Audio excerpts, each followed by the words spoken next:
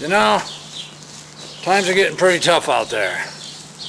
The banking system's teetering on collapse, the stock market's tanking, businesses are closing, and people are losing their jobs. We're in the beginnings of a global recession, and everyone's cutting back. Everyone except, of course, our federal government. You see, President Obama and the Democrats in Congress decided, in their great wisdom, that the economy needed a stimulus. So, in just 3 weeks' time, with nobody fully reading the package, these goobers down there passed the largest spending increase in the history of this country. $787 billion. Do you realize how much money that is? If you added up all that we spent on World War I, World War II, Korean War, the Vietnam War, the Marshall Plan, the race to the moon, and the SNL crisis, it still wouldn't add up to what these sons of bitches just passed. Add this to the $700 billion TARP bill that President Bush passed back in October, and you've got $1.5 trillion spent in 5 months. Unfrickin' real. Where the hell do they think we're gonna get this money from? We're technically bankrupt, aren't we? Well, I'll tell you where they're gonna get it from. They're gonna get it from your children and your grandchildren. That's where. You want to talk about generational theft. That's exactly what this is. And this ought to piss you off. Do you know what's in this bill? Well, you know, I went ahead and researched it a little bit, and I wrote down a few items, a few of these items that are supposedly going to stimulate our economy. Listen to this shit. $50 million for the National Endowment for the Arts.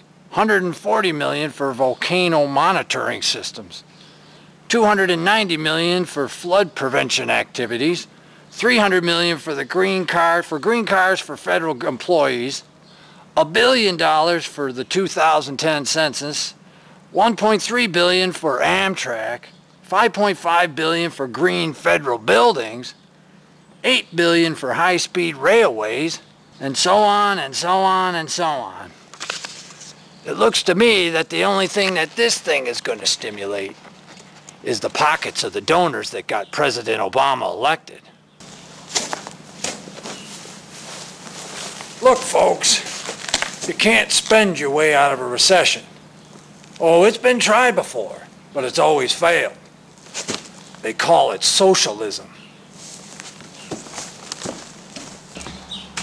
Back in 1981, President Reagan inherited double-digit unemployment, interest rates, and inflation.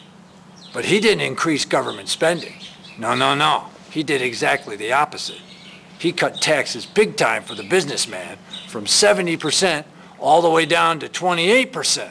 That loosened up the money that the businesses had been hoarding, and bammo, the economy took right off.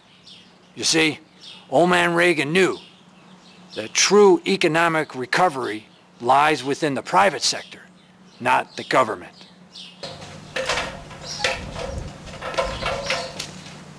The only thing that government creates is dependency.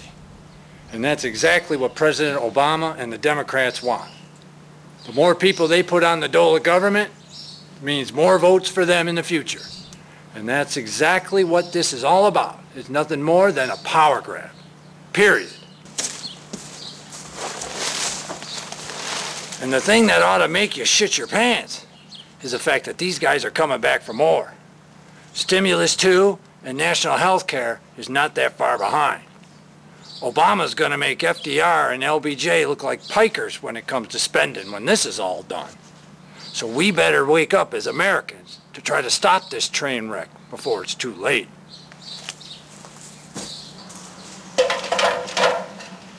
Just remember, we're all in the same boat. Let's just make sure we're rowing together.